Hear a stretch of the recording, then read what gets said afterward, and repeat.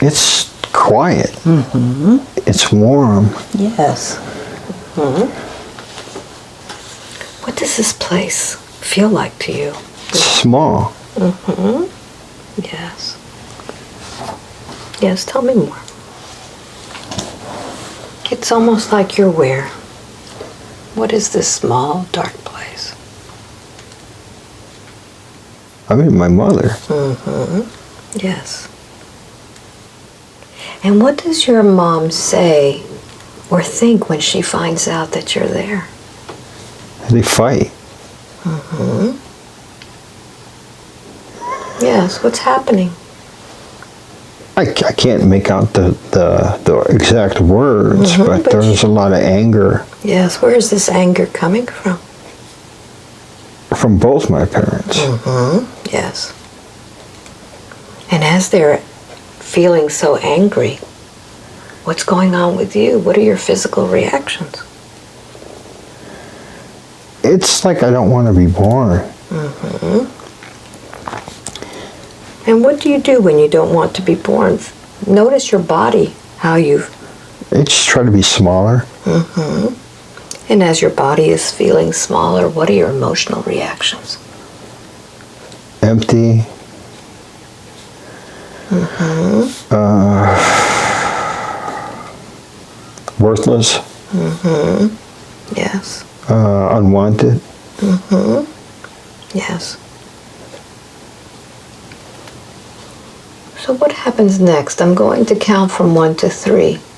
And I want you to be a little bit bigger. It's not time to be born yet, but something is happening between Mom and Dad. 1, 2, and 3. What happens next? Just the fighting keeps going. Mm-hmm. He doesn't want me. Yes. He's blaming her. Mm-hmm. So what decision or conclusions do you come to as you're hearing him say he doesn't want you? Well, at that point, it's really not the decision you make, because you're in a place you're either going to be born or not. Mm-hmm. And so it's really not up to you. It's like you're just really not looking forward to meeting your parents. You're not looking forward to the unknown. Yes. Yes. It just seems like you're in a safe place and you're going to end up somewhere terrible. Mm-hmm. So why not just stay here? Yes. So notice your surroundings, how they're feeling now as you're getting bigger. It's just getting smaller in here. Mm-hmm. Yes. Now sometimes when you're feeling small and you feel the tightness, it feels good. What does it feel like to you? It feels like my mother doesn't even want me in her. Mm-hmm. Yes. How does that make you feel? Empty. Mm-hmm. Yes. Yes. So I'm going to count from 1 to 3. And when I get to number 3, you're going to begin to feel the contractions. 1, 2, and 3. What's happening? A lot of anarchy. Mm-hmm. I mean, it's a lot of sounds. Mother's moving around. She's screaming. Mm-hmm. It's almost like a ship that's failing. Yes. Like it's already, the water's broke. Mm-hmm. You have no idea what's on the other side. If it's the end, you're panicking. It's like, I just want to stay here. Yes. Say that again. I just want to stay here. Mm-hmm. So what happens? What do you do to just stay there? I didn't. There's nothing I can do. You can hang on. You can. Mm-hmm. You can try to make yourself bigger so you don't fit through the hole. You can. Yes. You can try to reason with them and say, "Hey, you know what? I won't be any problem. I won't be any trouble. I'll just stay here." Yes.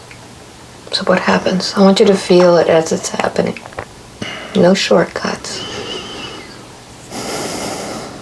Just describe it all. It's painful.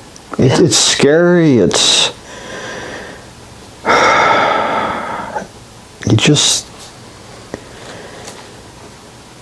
you don't know what's there. It's just going to be bad. You know it. Mm-hmm. How do you prepare for something like this? You don't. Mm-hmm. It just happens, and you think you get to the worst part, and that's just a prequel. So I want you to see yourself coming out. What's the first thing that you see when you come out? The doctor. What does the doctor say? He's happy. Mm-hmm. How does that make you feel?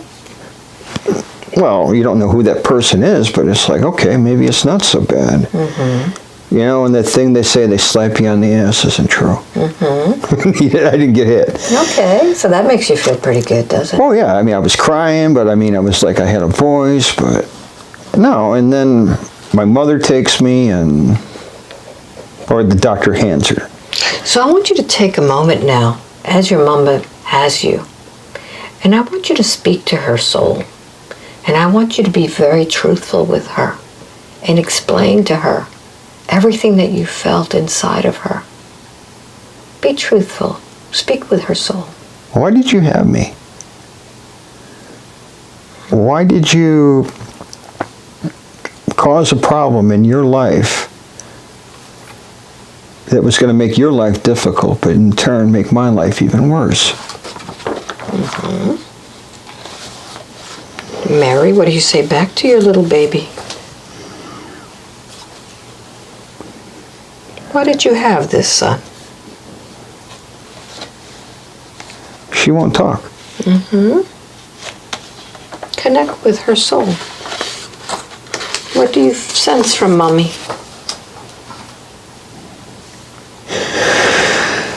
Mm-hmm. She didn't want me. She didn't want you.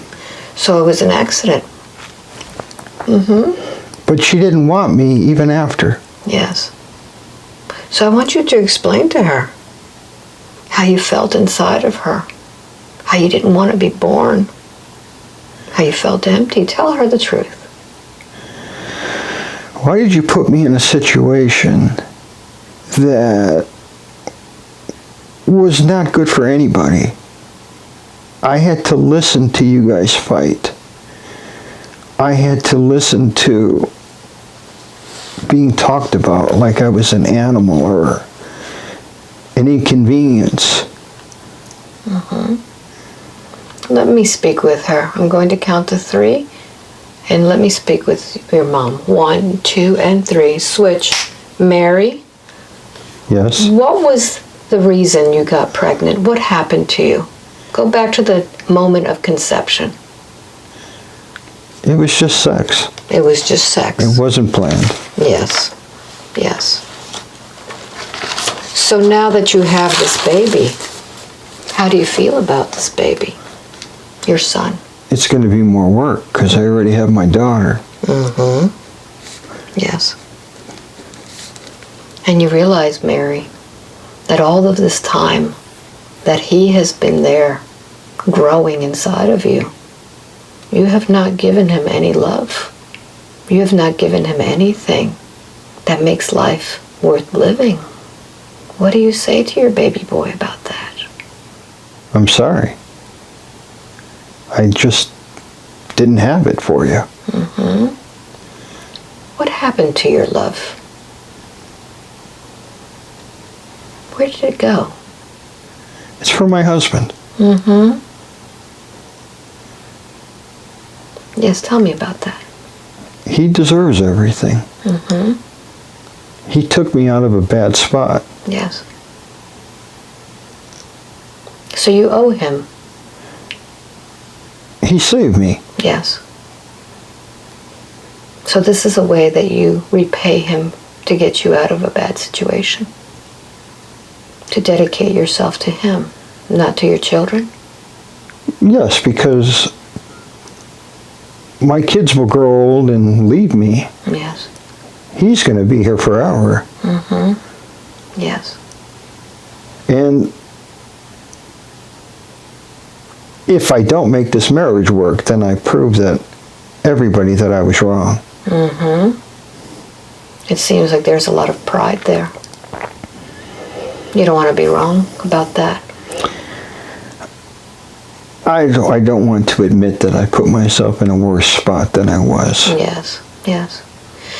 But you see, Mary, at this time of your son's birth, you should have been giving him an injection of your love to get him started, to give him a part of your feminine energy that he needs to feel strong as a man. I can't do that. Mm-hmm. Reed will get mad. Ah, but this is yours. Well, it's ours. It's not just mine, but... It's your feminine energy, Mary. It's not Reed's.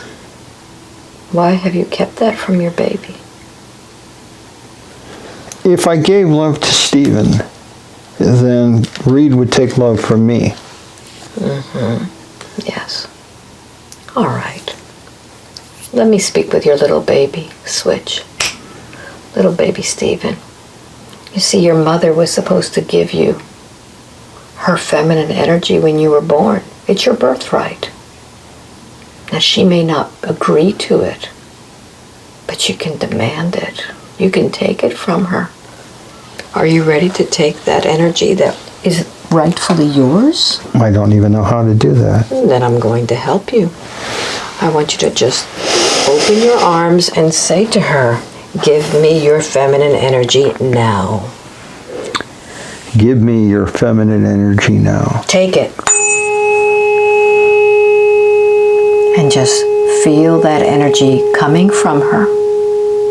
And behind her is her mother, giving the energy through her.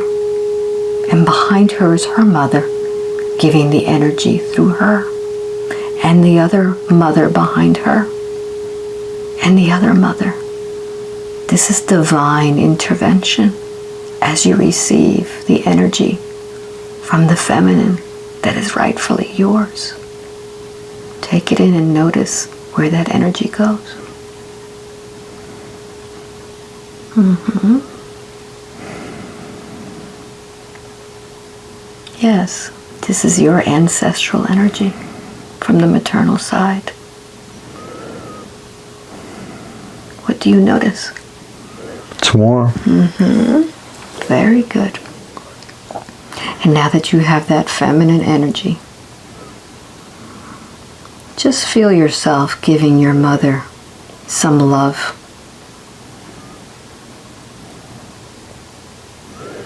In gratitude for that.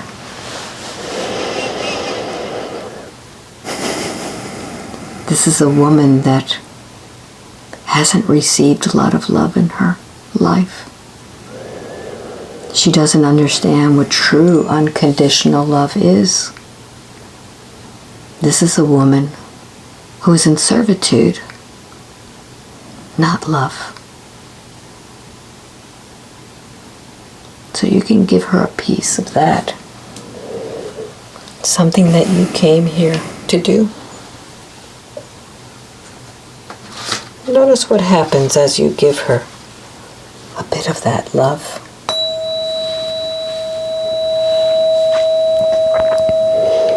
She smiles.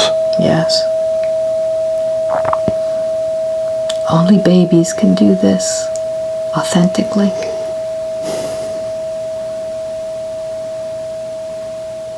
She may not want you, but at this point, you'll remember why you chose her.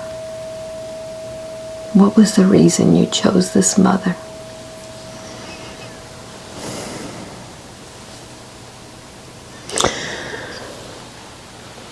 I'm not sure. Mm-hmm.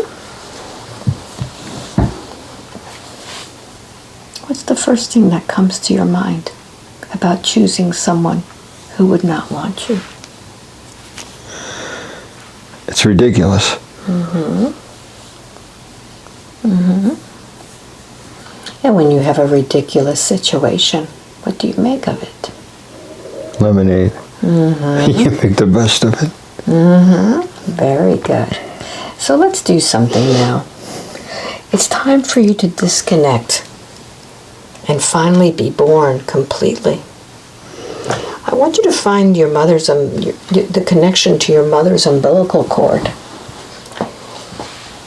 Just find it with your hand and wrap your hand around it. That's it. And with the other hand, we're going to cut it. I'm going to count from 1 to 3. And when I get to number 3, you'll cut that cord. Tell me when you're ready. I'm ready. 1, 2, and 3. Cut it. And breathe. That's it. This is your energy. You're now disconnected from all of those feelings. Those feelings of being unwanted. Those feelings of making yourself feel small. Those feelings of being empty. You're now connected once again to the divine energy that brought you here. And notice how it feels now. It's lighter. So now that you're lighter and that you're connected to this energy with all of the information you need, I want you to address your father. And I want you to tell him everything that you experienced as a baby inside of your mom, being unable to defend yourself. What do you say to your dad? I heard everything you said. Your foul mouth, your vulgar language, your disdain for me, my sister, my mother,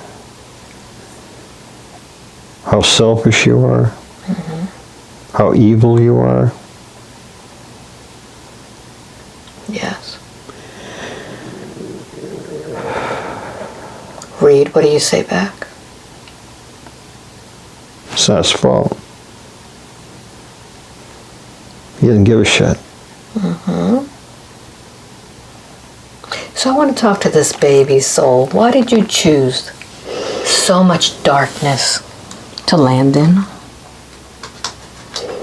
to grow in, to survive in?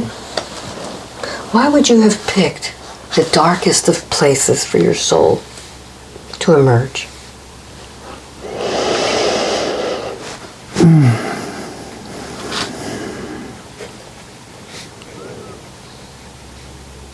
Yes. It wouldn't be boring. Yes. I don't even understand that, why you said that. But Yes. what doesn't kill you makes you stronger. Yes. And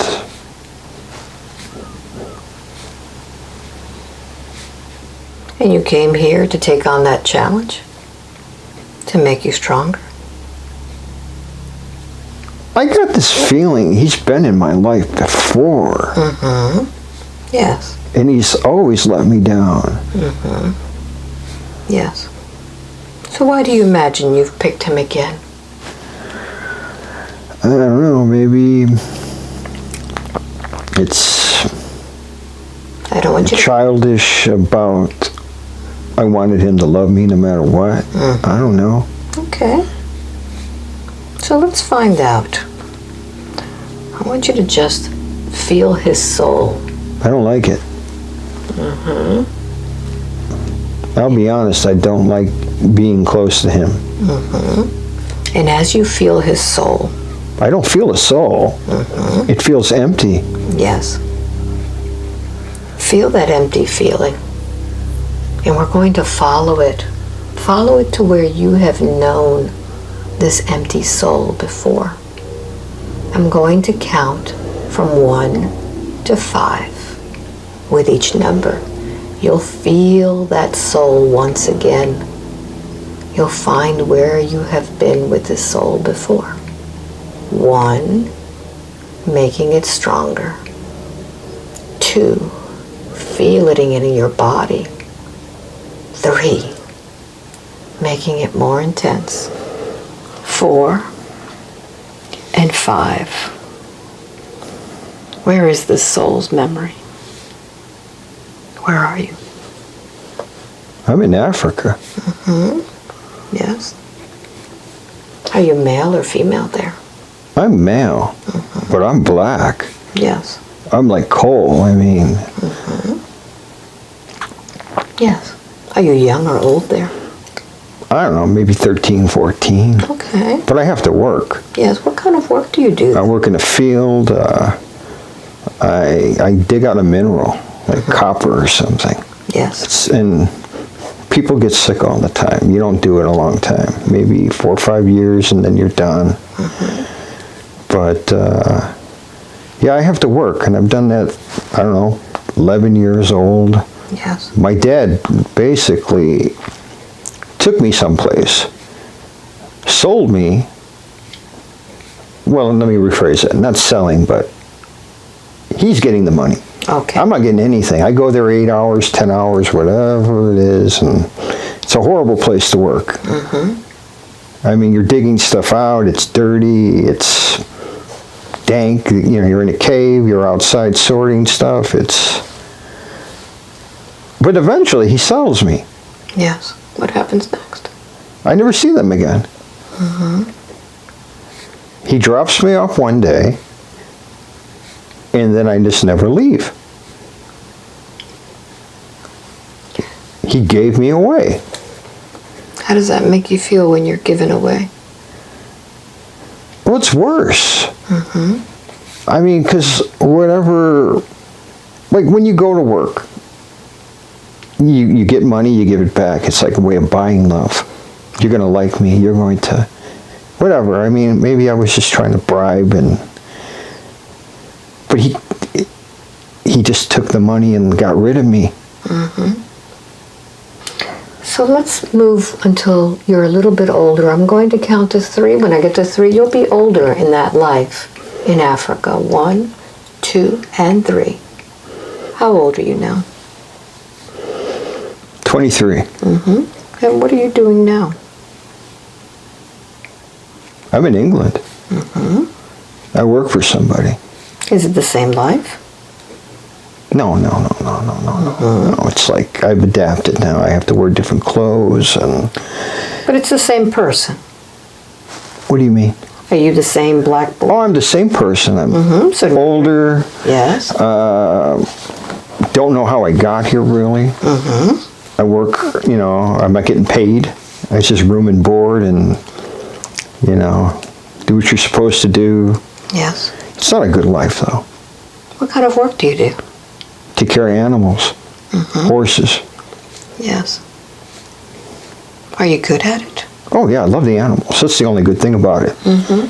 It's like that's the only thing that makes me wake up in the morning is to interact with them because they don't want anything from you but love. Yes, feel that connection. And I envy that. To give something without an expectation is something that I don't. Like anybody who gives me anything, there's a back end. There's something for them. It's not for me. It's just a way to manipulate me. Yes. But the animals don't. No, animals, they're the best. If I feel bad, I can talk to the animals. I can touch them, bond with them. Yes. I can. It's like my little fortress of solitude. Yes. I relate more to the animals than I do with the humans. Very good. What do you call yourself in that life? What is your name?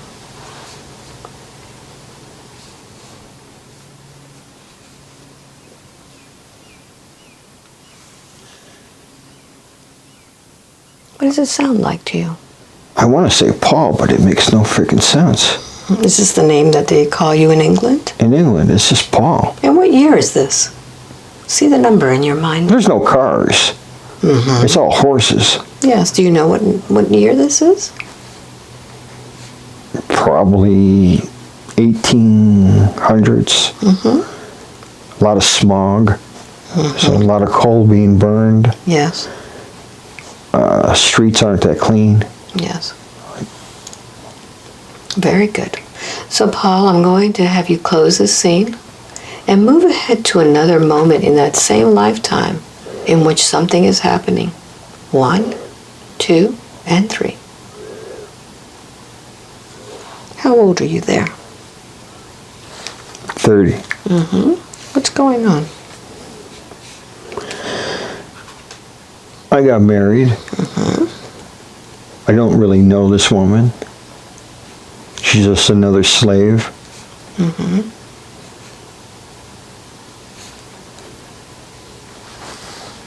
They seem to think that we're a good match. You know, I'm big and strong, and she's big and strong, and the children will be big and strong. It's all about just a commodity. They don't really care about happiness. They don't really even care. They've never asked me if I even love this woman. Look into her eyes. The eyes are the window to the soul. Have you ever seen those eyes before? Do they seem familiar? No. No. Not this one. Okay. I mean, it was not even a good marriage. Move forward a little bit more to see what happens with this marriage and this life. Go to the next important moment. We have kids.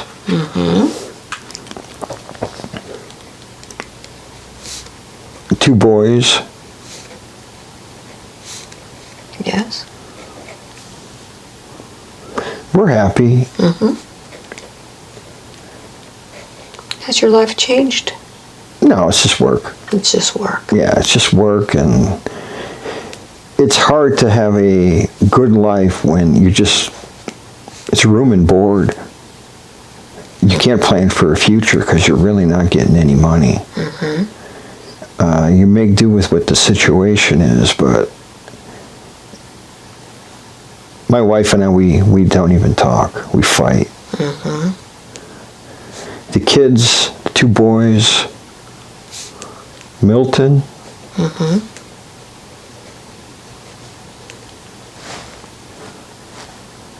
I don't know the other name. But we're close. We work together. Okay. Are they older now? Yeah, they're like 14, 15. So they're slaves too. We're not treated like slaves, and like you're treated like a slave. You're not getting any money. You're not being beat. Yes. But it's like constantly being at school in the sense you're being watched and directed. You have no free will. Are you an indentured person? Do you owe? I die here. Okay, so let's go to the end of your life. Go ahead and go to the last day of your life and tell me how old you are now. 43. What's going on with your body? It's breaking down. I mean, I have like growths. I have like a cancer or something. Who's with you? The people I work for. My wife's not there. Are your children there? The 2 boys are there. Yes. What happened to your wife? They sold her. How does that make you feel? Kind of a mix of sadness and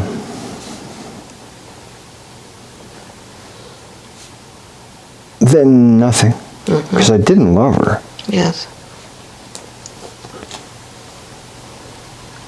So go to the moment in which your soul leaves that body. Oh, I'm in a lot of pain. I mean, I'm having a hard time breathing. Yes. My sons are there trying to console me. But I don't want to leave because I don't want to leave them. Yes. But Look into their eyes. Are their eyes familiar to you?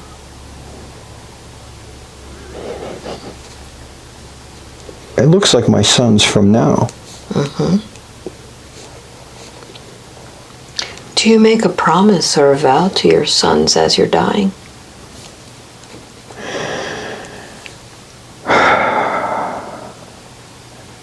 No vow. I just tell them I love them, that I'm sorry that I'm going, and there's not much.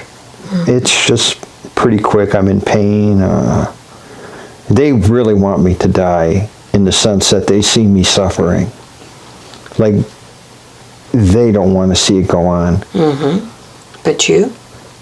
I don't want to go because they're still here. Mm-hmm. And it's all I know. Yes. So what happens after your soul leaves that body? And I'm in a room with like a bunch of shadows. Mm-hmm. It's like a waiting room. Just allow yourself to acclimate to this place. And as it becomes clear, let me know what this place is.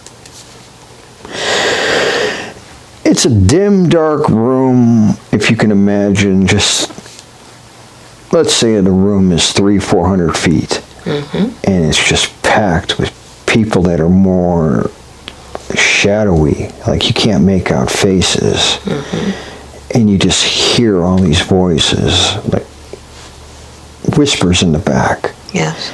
And it's a holding pen. Mm-hmm. For when you come back. Does anybody come to see you while you're in this place? No, but we all talk amongst ourselves. What is it that you're discussing with the other shadows? We're always like, how bad was it for you? Mm-hmm. Or just, it was like comparing war stories. Who had it worse? Mm-hmm. Yes. While you're in this place, this holding pen, do you make any decisions or conclusions about your last life? That I'll never make those mistakes again.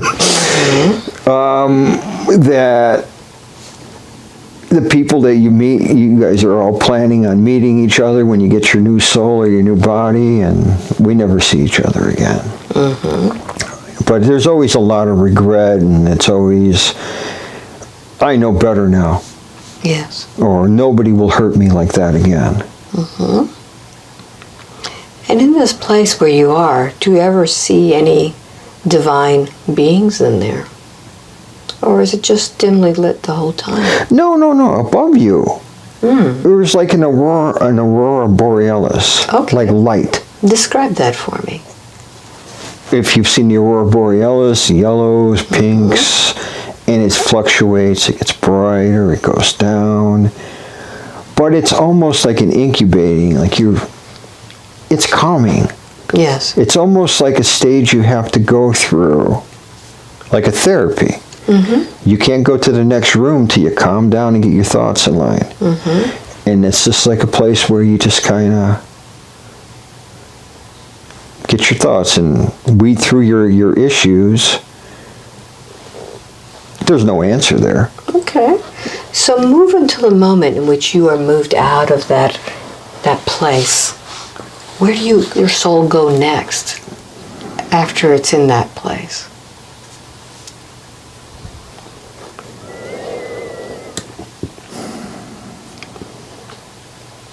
Where is your soul going now? I feel like I'm floating, like out of this space, upwards. Mm-hmm. And as you go higher, everything kind of just disappears. And then you start to forget about the stuff you were complaining about. Yes. Are there any different types of shadows or beings in this place where you're floating? I don't want to say there's a being, but there's someone there. Because it's like basking in or being marinated in this light of serenity, or like it's preparing you. Like you went through some crap. Yes. And we're going to fix you up, and you're going to kind of just start over. But so what happens next? Where do you go next? I'm born again. Where are you? I'm in a small town. I'm assuming it's America because they all talk English, like English Americans. Maybe 1910. Yes. I'm a girl.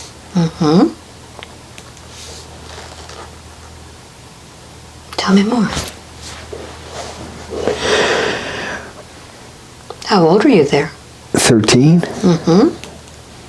And I noticed that you noticed something different. Yeah, I noticed that. It was like, What did you notice about yourself? I had boobs. It was like I'm a woman. I mean, I just didn't expect to see that. Notice how you're dressed there. I got a beautiful dress. It's gorgeous.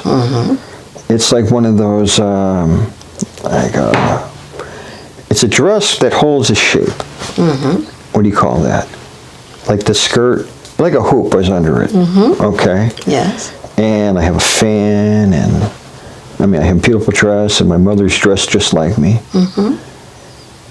And she treats me like a doll. Like I'm not allowed to do anything but look pretty. How does that make you feel? I don't like it. I want to get dirty. I want to play with some kids. I'm not allowed to play with children. Yes. What would happen if you got dirty? Oh, then you're not going to be able to get married later. Ah, that's important, isn't it? Well, you have to be trained to be a woman. And you have to act a certain way, and you have to present yourself in a special way. And What kind of a social status are you in? Is it wealthy or? I think that we're more middle class, but my mother thinks we're higher. Okay. And I think they're living paycheck to paycheck. You know, we got a lot of nice stuff, but there's always bills and. Are you involved in any of that? No, they keep me out of it. I only get yelled at when I ask for stuff. Yes. Like if they have some money, I can get what I want.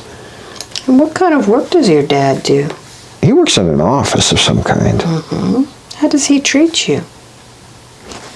We seldom see him. So he works that much? We may see him on a weekend. During the week, I don't really recall. We don't see him at dinner. I mean, we've got a nicer house than most people, but it's not the best. But it seems like you're close to your mother. Yeah, but I feel like a doll. Take a moment and look into your mother's eyes, the eyes that are the window to the soul. Have you seen her eyes before? Does she seem familiar?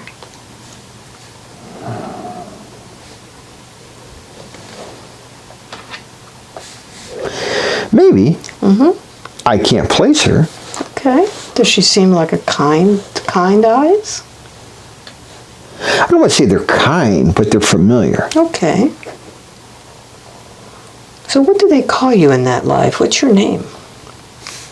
Mary. Yeah. That's my mother's name. So let's find out, Mary, what happens to you as you get older. I'm going to count from 1 to 3. When I get to number 3, you'll be in another important moment in your life that makes you change. 1, 2, and 3. What's happening?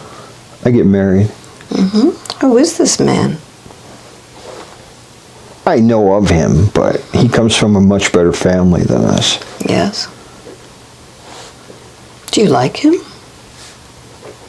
I like the fact that he could potentially be a good husband, but I don't know enough about him. He doesn't seem like a bad person. But all I really know about him is what my mother and father have told me. Yes. So it's been arranged that you marry him? Pretty much. Yes. And they're telling me about the great life I'm going to have, and I won't have to worry about money, and I'm going to have great kids, and... How does that make you feel, Mary? I'm excited, but, you know, it's like, I don't really know this person. Yes. And then they start to tell me how it's going to benefit the family. Yes. Because with me getting married into a higher status, I pull everybody with me. Yes. And if I refuse, well, then I'm hurting the family and I'm being selfish. Yes. So you're kind of between a rock and a hard place there, aren't you? Yeah. Yes. How old are you now? I think I'm 17. Okay.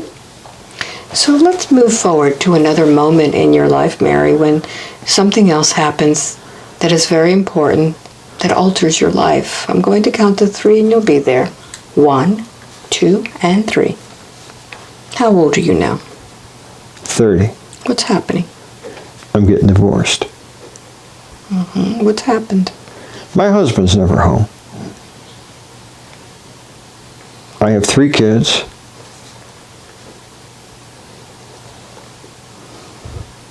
Jack, Michelle, and Agnes. I have no money. Is it because... Because my husband's an asshole. So he didn't give you the life that you were expecting? He did, as long as I was willing to accept his life. Okay. Which he wanted to do what he wanted. He wanted to come home to a family, but then when he was gone, he wanted to do what he wanted. Yes. I can't live like that. So you chose to end that? I was given no choice. I gave him an ultimatum to not do this, do not do this anymore. And he told me I'm just a woman and I'm his wife and I will obey.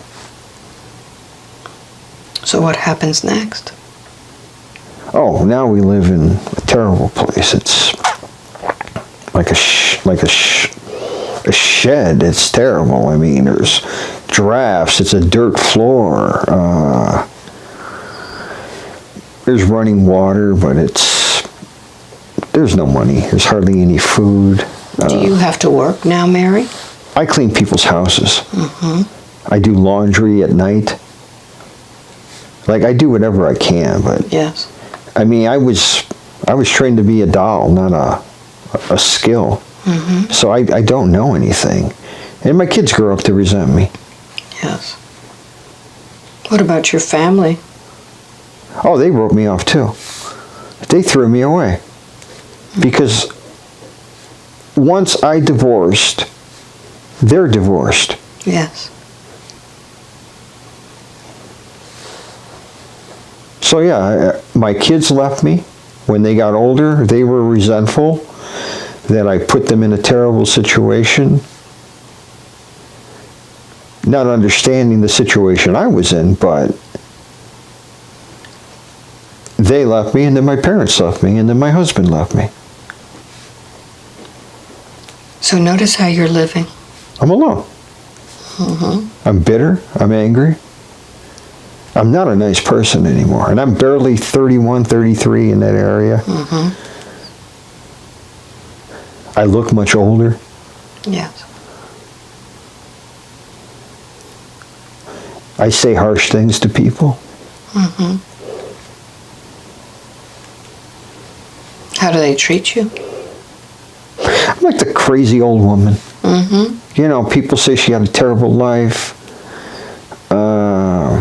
She's crazy. Yes.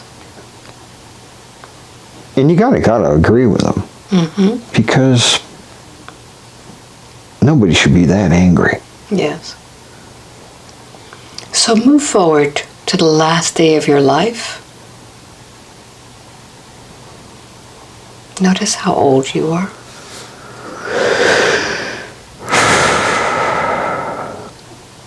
I'm about 70. How are you living, Mary? Alone. What are the conditions that you're living under? Still poor. There's a priest that comes, visits me, talks to me. Yes. But I don't have any friends. How have you been able to make ends meet? The church. So they're helping you. They bring food, they do whatever. Are you able to work? I am, but it's more still meaningless task, and I really shouldn't be around people. You get them upset? They get me upset, which in turn upsets them. Okay. Which is what you just said. Yes. I have triggers and no filters, and Yes. So feel your body, how it's feeling. It's tense. What's going on with it? It's dying. It's tired. I don't walk as well anymore. I get winded. I'm overweight. Yes. I drink a little bit. Does that help you? No. It's a way to just inebriate and just numb. Yes. So go to the last moment of your life.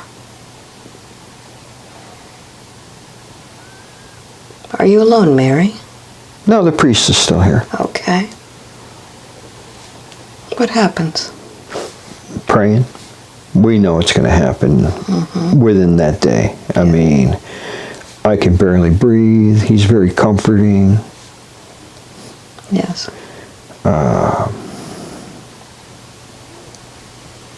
But I'm just tired. And I just want to go. I wanted to go for about 10 years. But at that point, I guess I'm Catholic, and if you kill yourself, you're damned. So that wasn't an option. I'm just glad it's over. So take your last breath, Mary.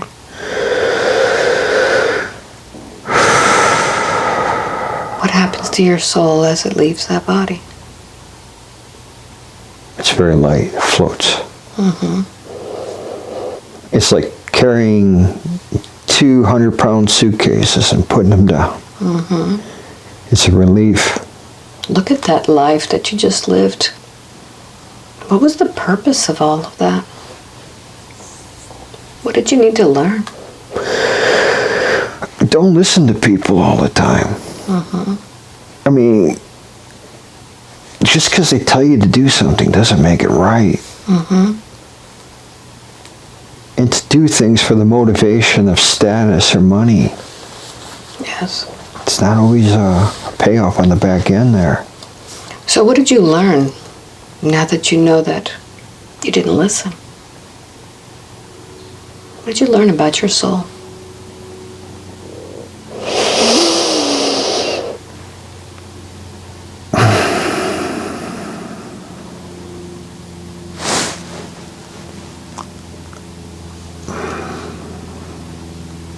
What did I learn? Knowing that you don't listen. I think I learned that I am very impulsive. And I have the habit of, if it sounds good at the moment, I'm in. Yes. And I can't do that. I have to rationalize things. And I have to weigh things out Yes. and not believe the first thing I'm told. Good. So take that soul. Go to that place where your soul takes you. Where do you go to now?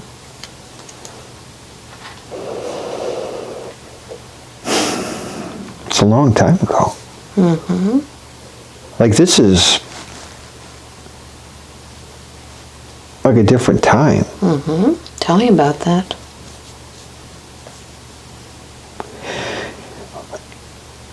It's in the Mediterranean. It's like a fishing village.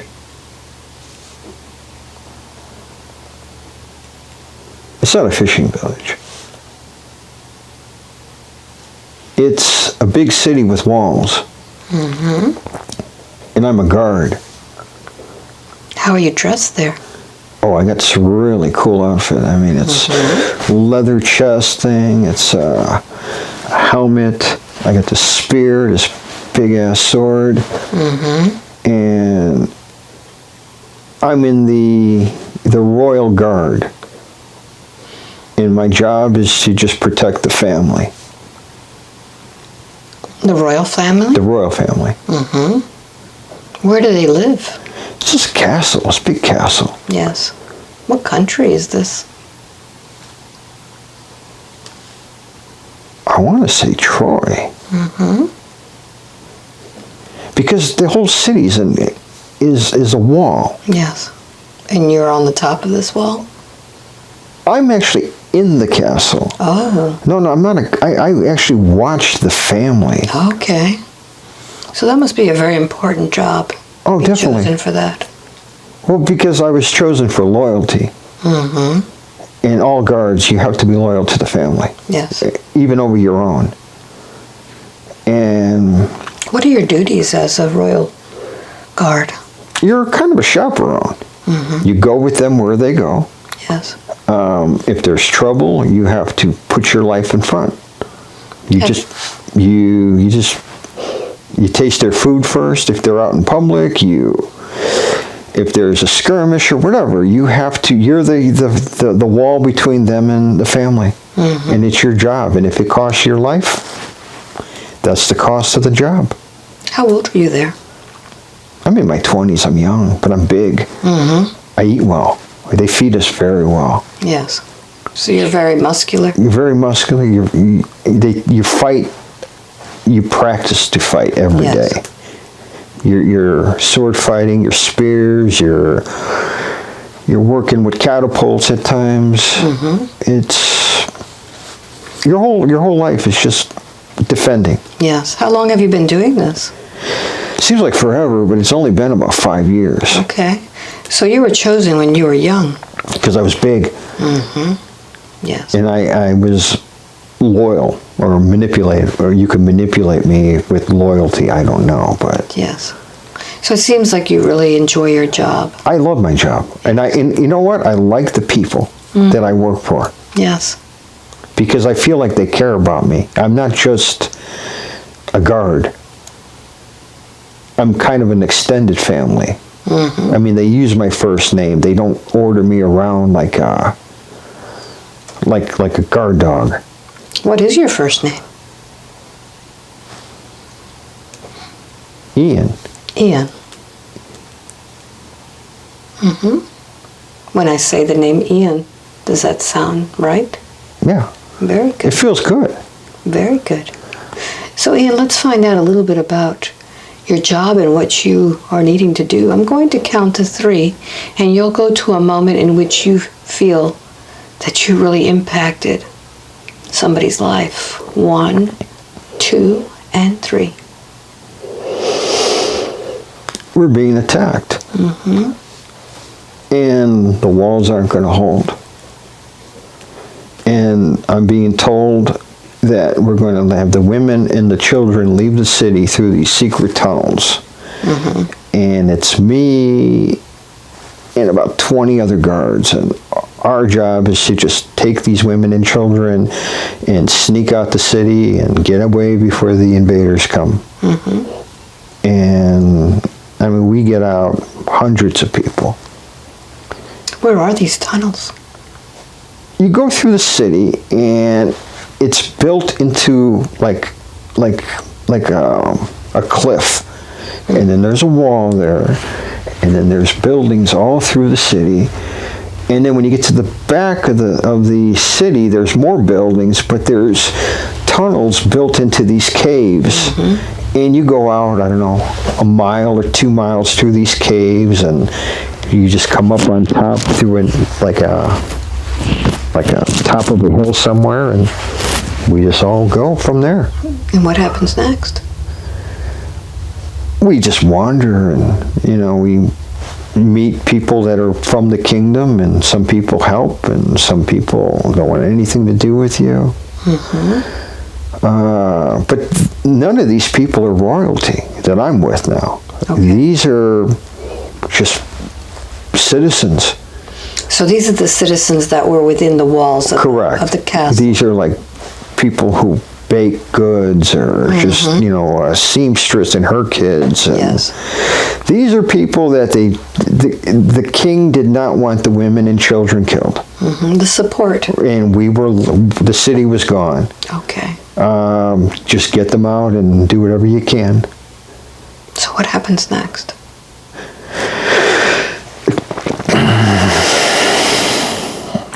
It's not such a good thing.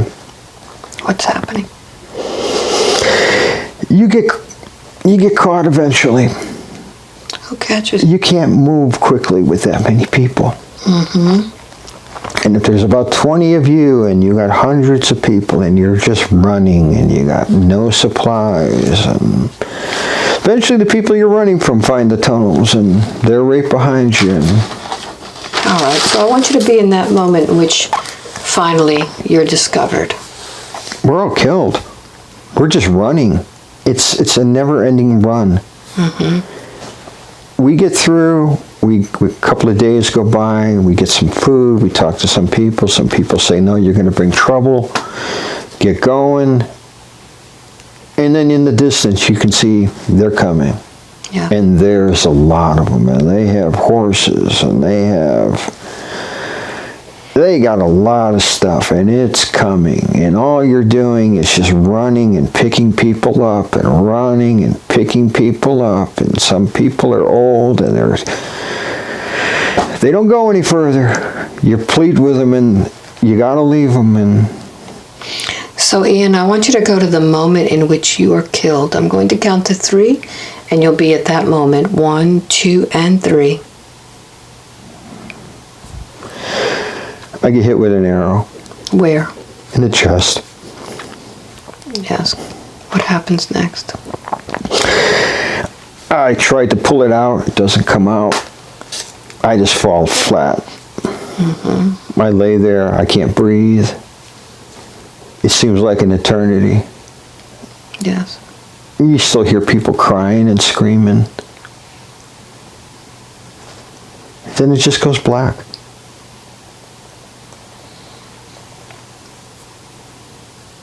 Where is your soul when it goes black?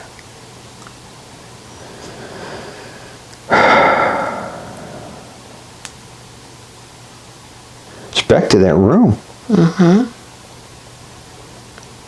You have some unfinished business, Ian. I'd like for you to go back to that body. And I want you to pull out that arrow from that chest. Go ahead and pull it out.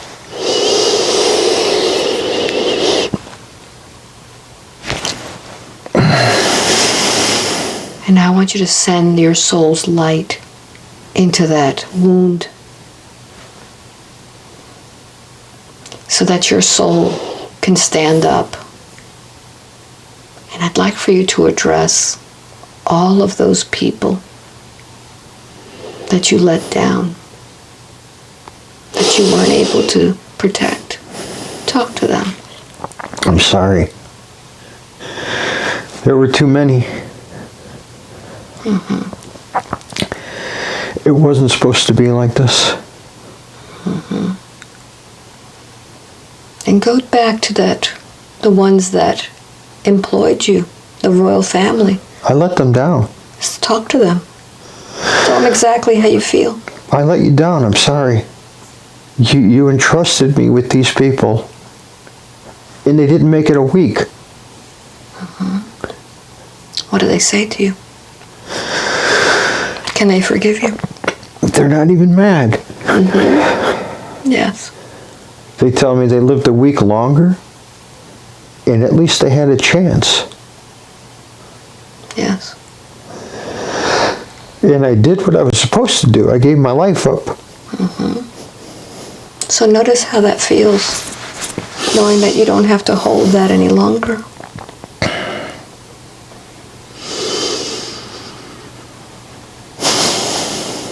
Can you forgive yourself? I don't know. I'd like to. Mm-hmm. You never know if there was more you could have done. Mm-hmm. So I'd like for you to address all of those souls of those that died and ask them if they forgive you for what you did. None of them are mad. Mm-hmm. So notice this heaviness that you have in your heart that you've been carrying. Are you ready to release that guilt that's holding you down? I'd like to. So I want you to find where in your soul you have all of this guilt. And I'm going to sound the sound, and I want you to pull all of that guilt out. Now knowing that you were entrusted with something and you did your best.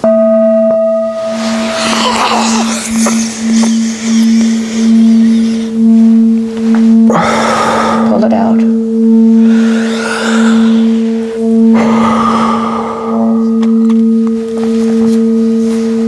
Pull out that sadness. Pull out that shame. Pull out that guilt. Pull out all those feelings of inadequacy. You did your best. Release all of that heaviness you've been carrying in your soul. Breathe. And now that your soul is lighter, where does your soul take you? Where do you go to next?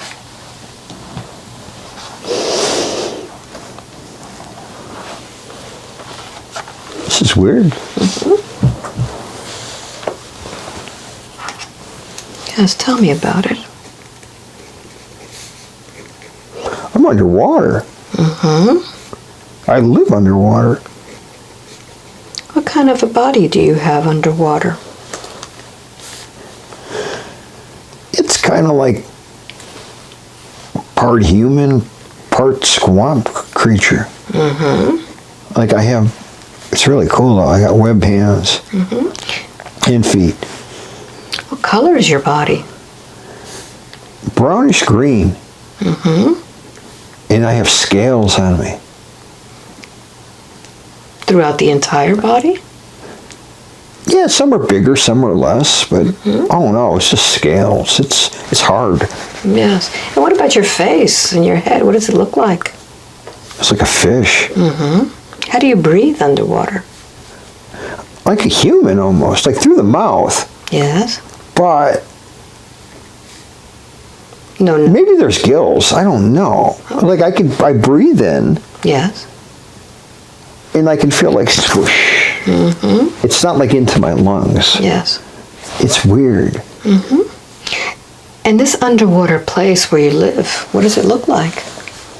It's like an ocean. There's fish there. There's a lot of creatures like me. Yes. There's a city. We're really deep too. I mean, Go to the city and describe it for me.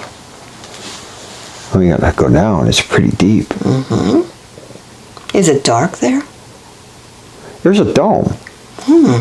Tell me. So you have to go deep through a tunnel, and then there's like an entrance into like this dome.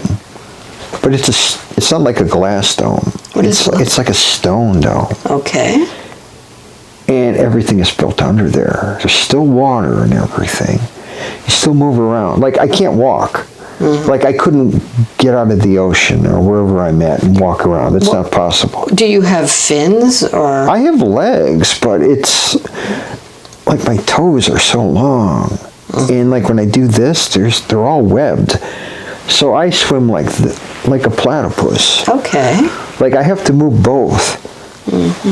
And it's really strange because I can't swim, but I swim really well here.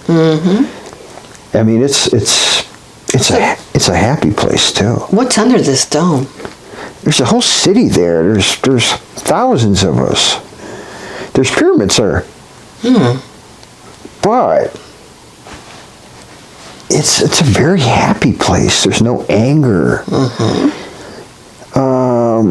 Everybody just wants to help everybody or feels that way. So it's a friendly place. Oh, it's like a spoonful of sugar. It's too much.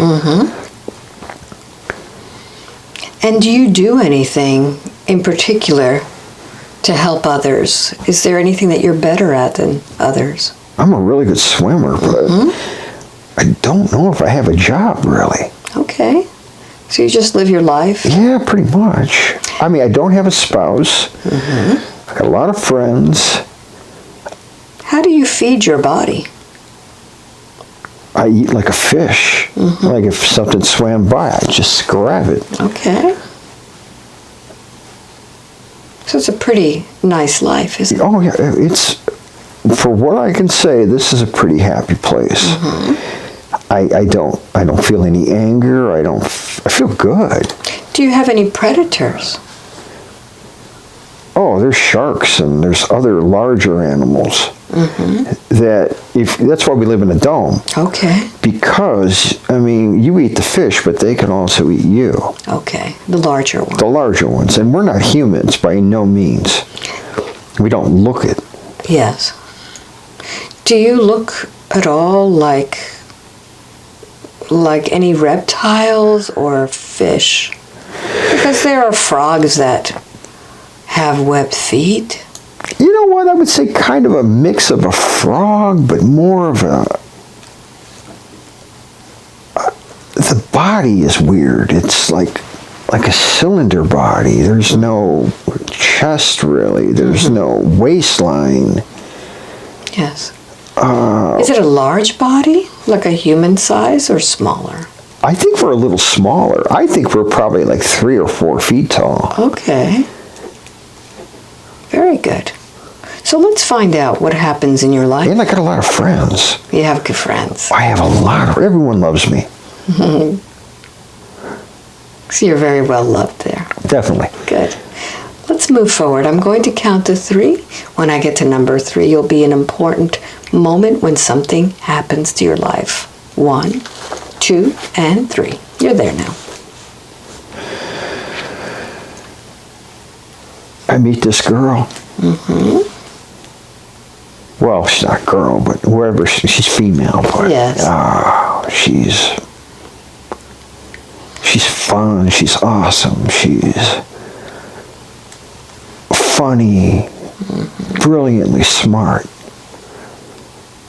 and she really cares about me. Like when she asks about your day, she really wants to know how it was, or and she's always wanting the best for you, to motivate you to do something better, or always the upside to things. And I just love spending time with her.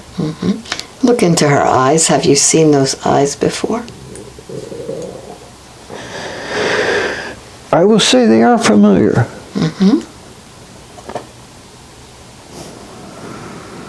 Just soak it in.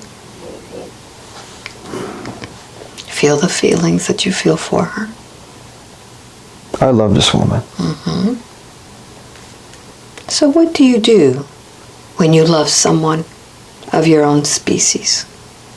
You give little gifts, like little coral things. Yes. Or I made this for you, or you give them a fish or something, or you swim closer to them. We can make these like high-pitched sounds, and it's like singing, but it's not words. It's like pitches. And I do this a lot to her. So this is like a song? It's like a love song. Does she have a love song for you? Eventually. But it's a long time. I mean, it's almost like, I don't like you that way. But over time, it was like, anybody who can do the things that you've done, you must really love me. And it kind of won her over, I guess. Yes. So move forward to when something happens that shifts your life. I'm going to count to 3. When I get to number 3, you'll be in that moment. 1, 2, and 3. What's happening? I got sick. What's going on with your body? It doesn't work as well as it used to. I can't exert myself like I used to. It's like my heart is bad. Are you old, or is No, I'm still young? I'm young, but there's something wrong with me. Yes. It's like something broke. Yes. I used to be able to do all these great things, swim with my friends and hunt or whatever, and now I get just winded swimming around. So So what happens as your body begins to break down more and more? Well, I go see doctors, and nobody knows what's wrong with me. Yes. And then some people say it's in my mind. But it's not happening. I mean, I'm holding on to the hope that's in my mind, but it's not. I just progressively get weaker and weaker and do less and less and just give up. Go to the last moment, your last breath in that life. Or I pray to die. Because I'm in pain all the time. Yes. Who's with you as you're dying? This same person. I don't know her name. Do you have names there? I don't even have a name that I know of. Do you go by your song? You know what's interesting? We all look alike. But we all know each other. Yes.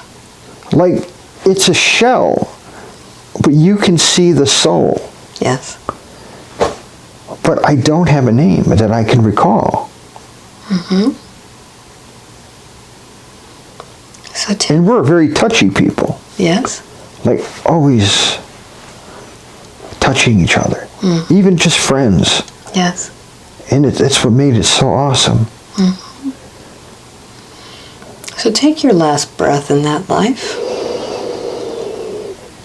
And as your soul leaves that body, you can look back at that life and see what experiences you lived and how they helped you, your soul, evolve. What did you learn from that lifetime? Oh my God, there was so much. Friendship, love, unconditional love, the meaning of true happiness, to be grateful for something, the smallest thing. Yes. Yes. I would give anything to look at that person's eyes one more time.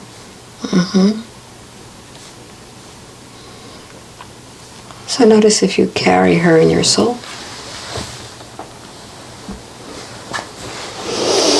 I do.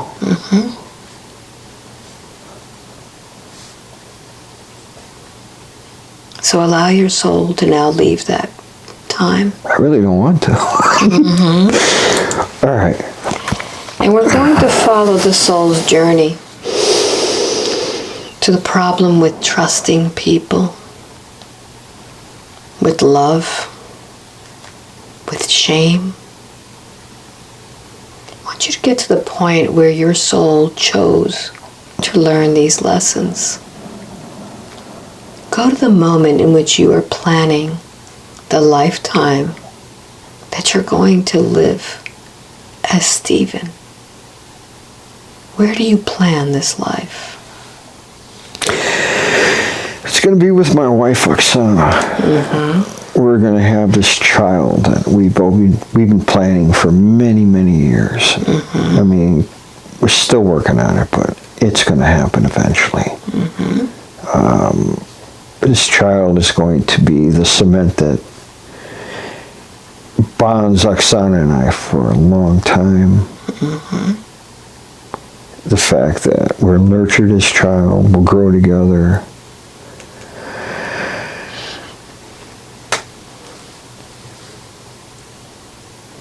That's really what I want. I just want that. So go to the planning place before this lifetime,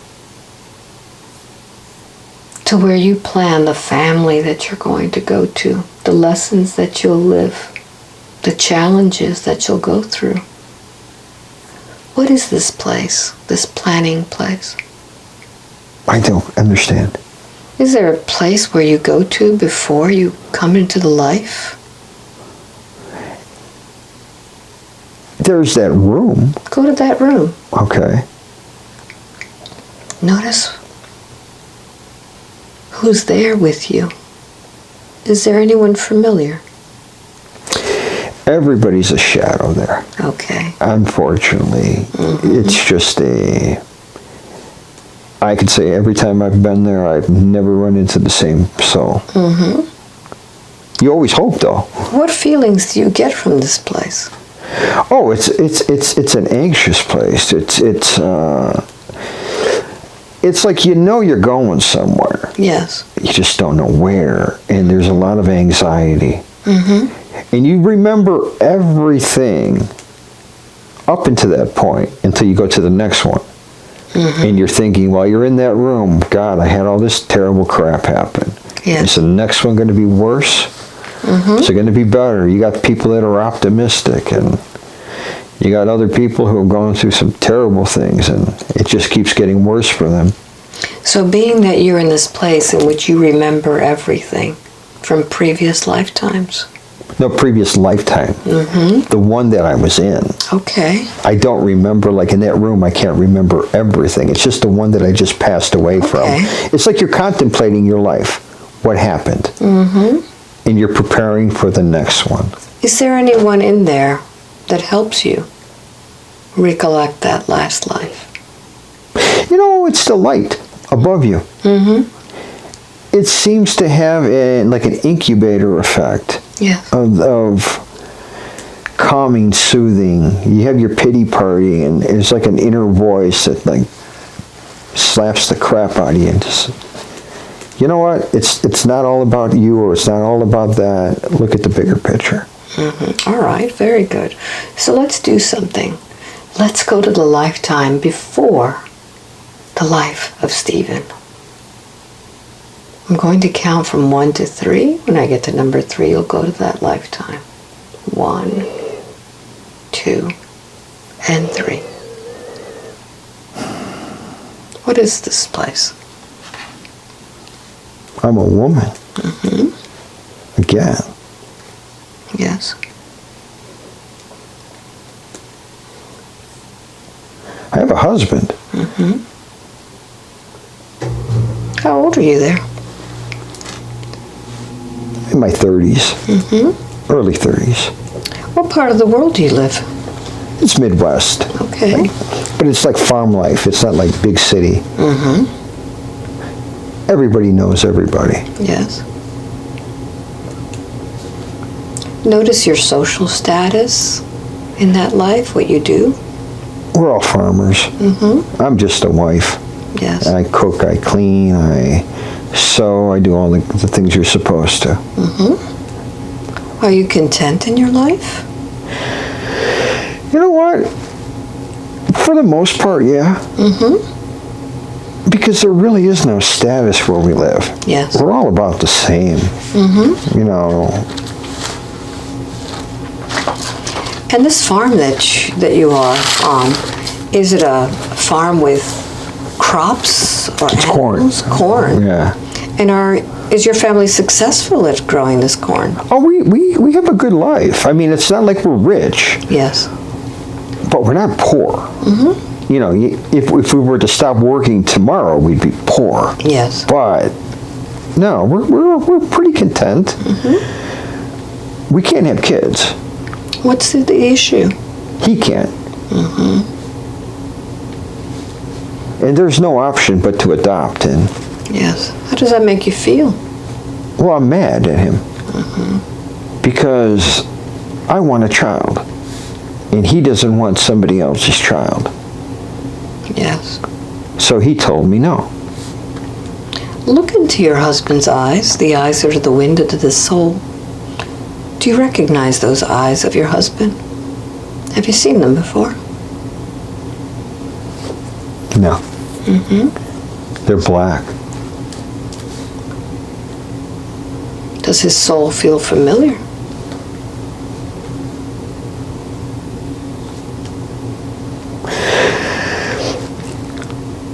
Not really. Because this is the only terrible thing about him. Mm-hmm. He's a hard worker. He takes care of me. I believe he loves me. Yes. But he won't do this for me. Is it pride? It's his own ego. Mm-hmm. He's afraid of what people will say. Yes. That he couldn't have a child, so he's less of a man. Mm-hmm. Yes.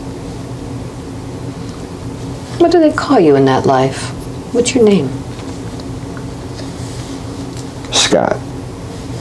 Scott? Scott. Mm-hmm. No, it's not Scott. It's something else. It's not Scott. Scarlet? I don't know. Mm-hmm. Something like that. When I say Scarlet, does that sound? Sounds more like it than Scott. Mm-hmm. Yes. Is that a nickname? It's short for something. Mm-hmm. So you're called Scott? No, it sounds like Scott. Mm-hmm. It's not Scott. Scarlet sounded more like it. Okay.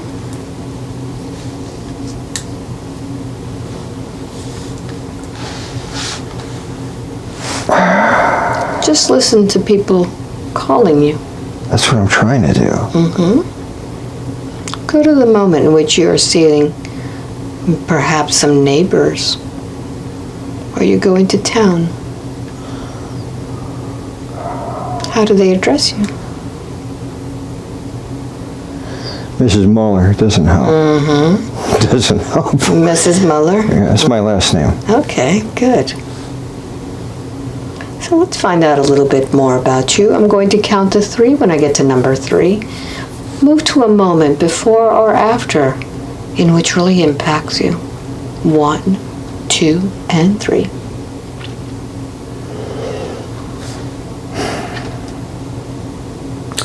Thought I was pregnant. Mm-hmm. It was in my mind. Yes. How is this making you feel? Oh, it was terrible. I thought God answered my prayers. Mm-hmm. I thought everything that I did to be a good person was coming to fruition, and it was just my mind. Yes. And then there's fights. Because my husband still doesn't want a child, doesn't understand how we had a child. He insinuates things.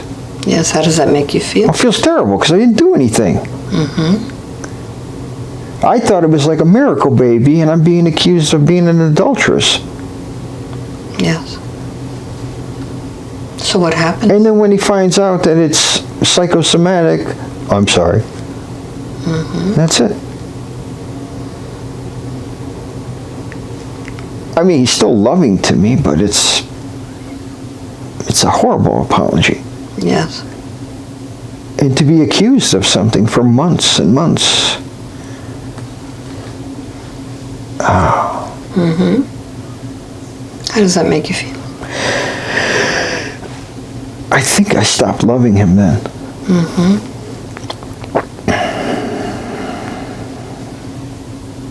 I don't think I know I did. Mm-hmm. But you're carrying that within you, aren't you? Oh, I'm mad still. Mm-hmm. Yeah. So move forward to where you're older. Go to the next important event from your life.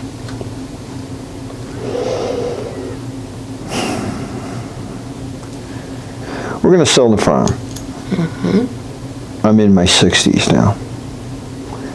We're both too old to work this farm. It's just the two of us. We're going to sell it and downsize. Yes, continue. What happens next? We sell the farm, we buy a smaller property in the same town, the same area, same people are there. Mm-hmm. Not having a farm, there aren't really that many tasks to keep you busy anymore, so you start kind of coasting through life. Stop talking to one another. Mm-hmm. Just kind of went through life through the motions without any communication. It was kind of empty. Yeah. He passed away. I followed shortly after. It wasn't a bad life, it wasn't a good life. What did you learn from that life about yourself? I learned to understand the importance of being honest in a relationship.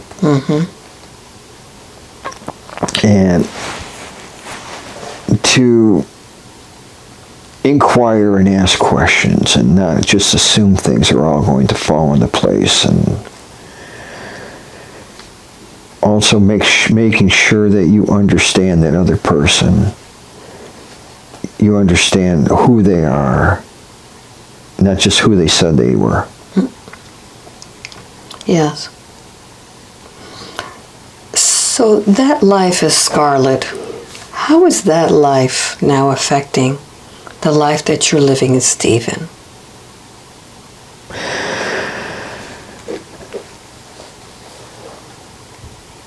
I think the issues of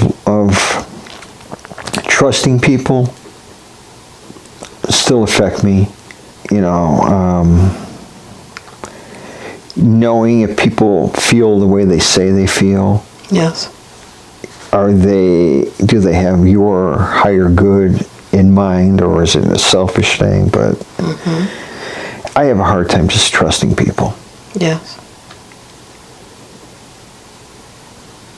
So you took that bitterness from that life and you brought it with you in the life of Stephen. It's almost as if you are already judging them by not being honest in that life. I want you to feel that bitterness that Scarlet has been carrying.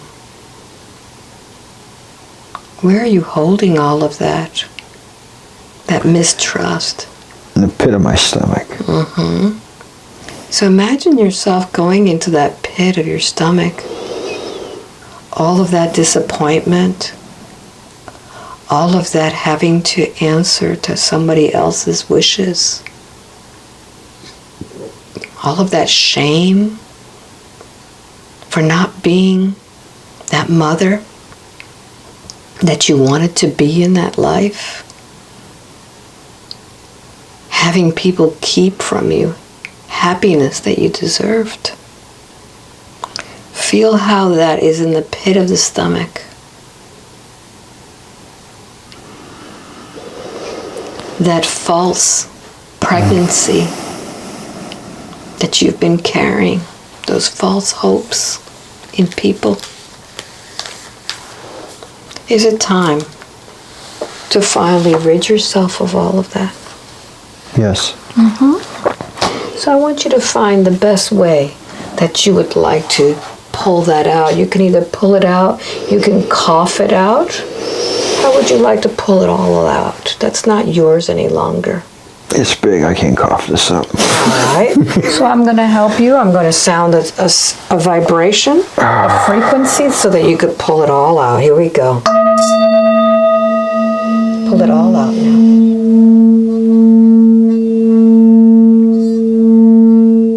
And I'm going to ask your guides to assist you with this. This doesn't belong to you any longer.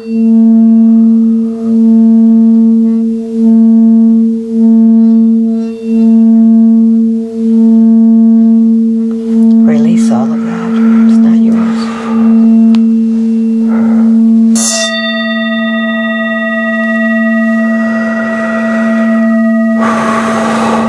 That's it.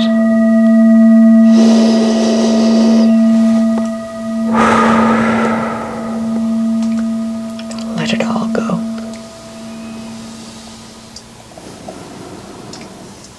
And now that we've let go of all of that, we need to replace that. Because, you know, nature abhors a vacuum and we'll fill it in with something else just as heavy. What would you like to fill that space in now so that you can regain trust in humanity, where you can bring back those feelings of pride, of knowing that you came here with a clean slate without the heaviness?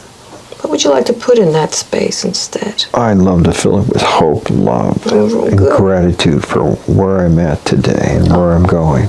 Good.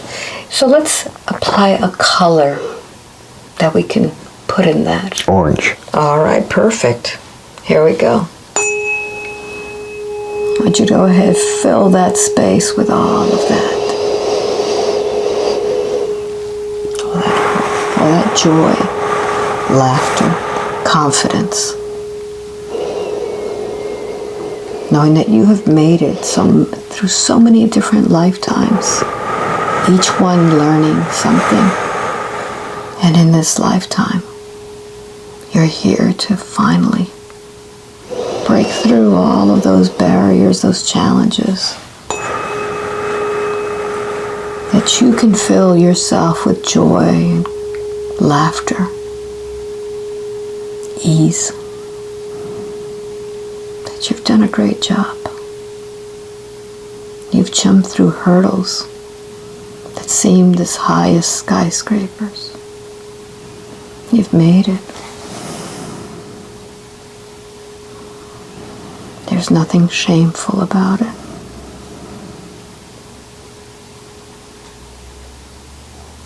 And just feel this body and tell me how it feels.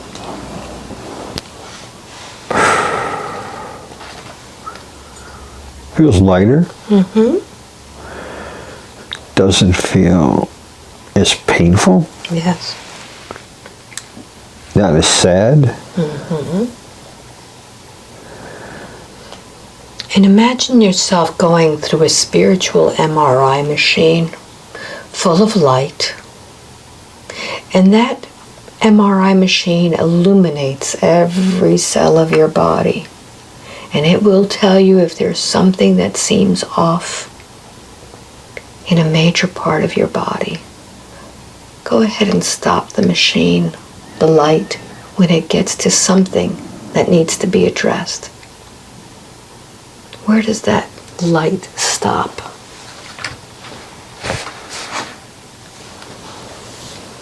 My heart. Mm-hmm. Where is it? Right here. All right. So imagine if you were going to be able to go deep inside of there. What's there? It's a void. A void. Mm-hmm. Yes. It's a huge space that I don't think you could ever fill. Mm-hmm. But So this space was full at the time of your birth. Go back to the moment in which this void was created.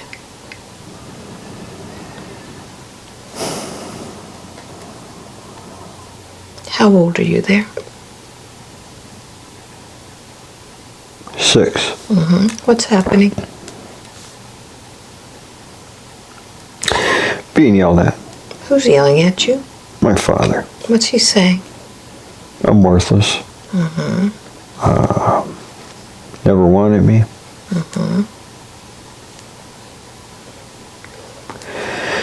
If he could give me away tomorrow, he would. Mm-hmm. Yes. Notice when he says that, what are your physical reactions? Oh, I get smaller. My shoulders roll down. Mm-hmm. I look at the ground. Don't make eye contact anymore. Yes.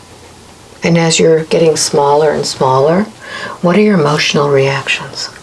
Oh, I just want to curl up and die. Mm-hmm. And as you're feeling these feelings, what's going through your mind? What are your mental reactions? Oh, I just want to run away. Mm-hmm. I just want to disappear. So notice where you go. I want you to follow that child and see where little Stephen goes to. Where does he hide? Dark places. Mm-hmm. Where nobody can see you. Yes. They can't judge you. Mm-hmm. So I'm going to ask for the adult Stephen to go find all of these little pieces of little Stephen that have run away. I want you to call out to him and tell him that he is finally safe with you, that it's time for him to come out, that Dad is gone. Tell him. Stephen, it's over. He can't hurt you anymore. Verbally, physically. You don't have to hide anymore. Mm-hmm. You don't have to feel bad about who you are. You don't have to feel guilty about wanting love.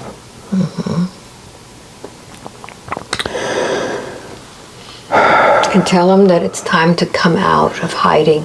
It's time to come out and hiding. Notice how many little Stevens you see. Oh, they're everywhere. Tell them to come out. It's like clones. Open your arms and just accept them. Just tell them that they're safe with you. All right, come home. Yes. I'm not your father. You're not your father. Tell them, I love you. I love you, Stephen. Yes. Have them all come to you. There's too many of them. Find them all under the bed, in the closet, all the dark spaces. It's like the gremlins. They're everywhere. Don't leave any behind. Now they're all coming. All right. Give them a big hug. Give them a big hug. Tell them that they're safe with you. And ask them if there's anything that they need from you now.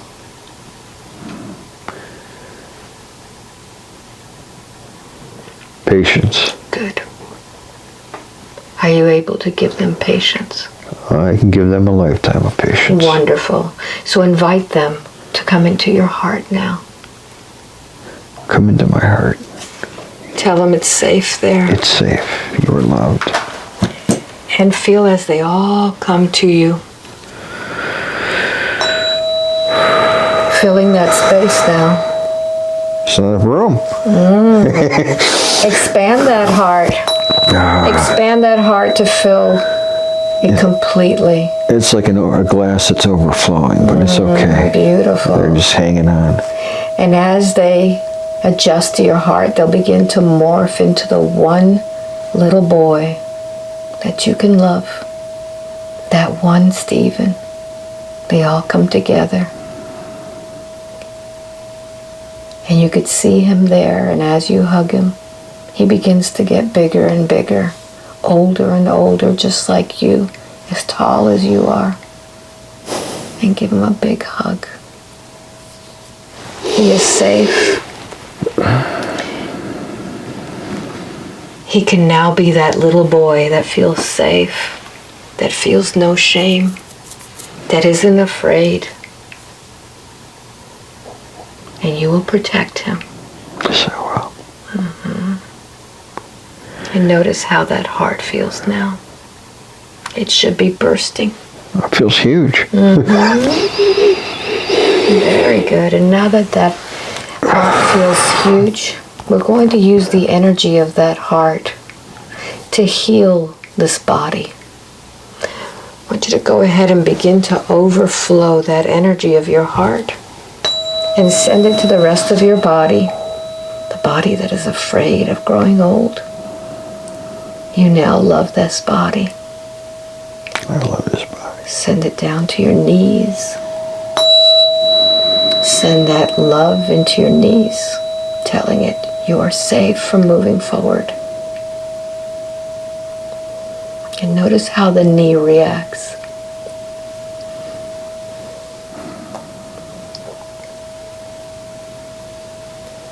Doesn't hurt as much. What message does the knee give you about the pain it's been feeling?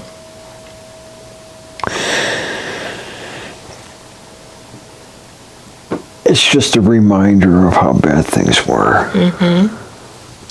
But it's also a reminder that that's not how things have to be. And maybe I have to approach things differently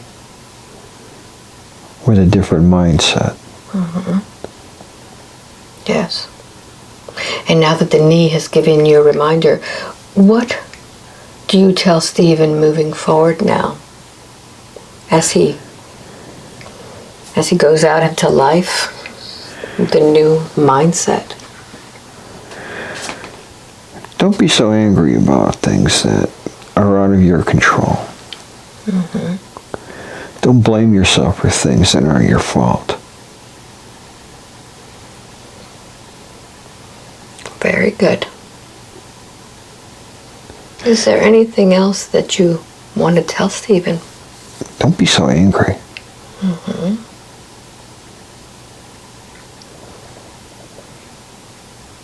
Are you ready to release that anger now?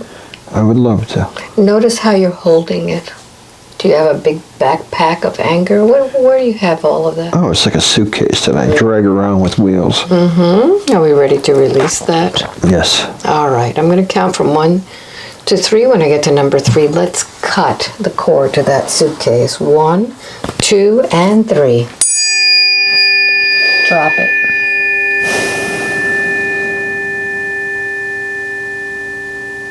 Breathe out.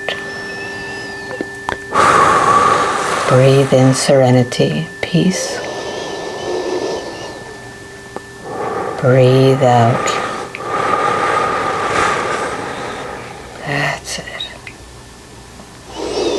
And notice how this body feels now.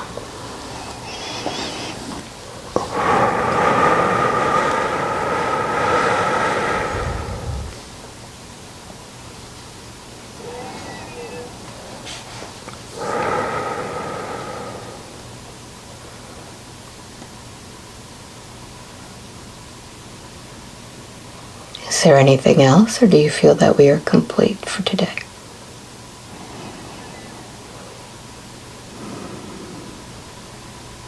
I think I'm complete. Very good. 5, wide awake, completely alert, feeling wonderful all over. Wow. Welcome back. How was that?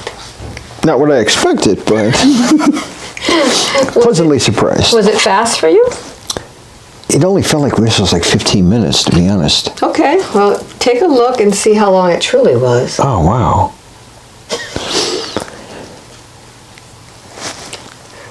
Kind of like a time warp, huh? Definitely. And I'll be honest, I didn't think it was even going to work. Because I don't know. Well, we made a liar out of you. No, I'm a liar, completely. And are we being videotaped still? I attest, I'm a liar. No, it was amazing. I mean, Makes sense to you? let me ask you, the eyes of the, let's say when I was a slave, Yeah. and then my husband, that's the same person, isn't it? Could be, but I got a sense that it was. Me too. But who was it in this life? I hate to say who it is. I think it was my dad. Yeah. Yep. That's what I felt. Does it make sense? Yeah. So, wow. You want to share this session? Yeah, I don't mind. I mean, I don't know if it's even worthy, to be honest with you. I got nothing to hide. It was amazing. It was amazing. It was good. All right. Well, Stephen, that was amazing. Well, thank you. I really appreciated that. And Yeah. It was more than I expected, better than I expected. Yeah, so you have never been hypnotized. Never. What did you expect before? Oh, I thought you were going to like do this little, the little pendulum, Yeah. and I was going to fade out like that, and talk in tongues or whatever. And what did it feel like?